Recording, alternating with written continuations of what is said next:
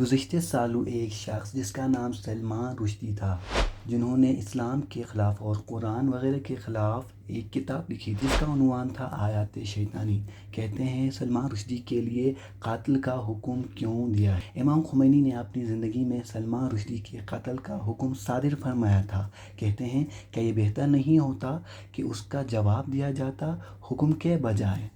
نہ، اگر اس کا سوال علمی ہوتا تو اس کا جواب دیا جاتا، لیکن انہوں نے توہین کی ہے، ناسزا کہا ہے، جس کی سزا شیعہ اور سنی کے مطابق سزائے موت ہے۔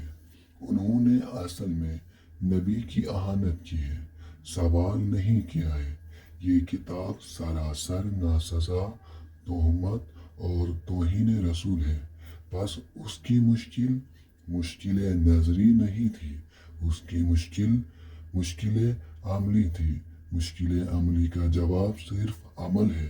نظری مشکل ہوتی تو علماء ضرور جواب دے دیتے، لیکن انہوں نے سراسر ناسزا، سب گالی، اہانت کی تھی کتاب میں، لہٰذا بحث کی گنجائش نہیں۔ چون تمام علماء کے مطابق اس کی سزا سزائے موت ہے۔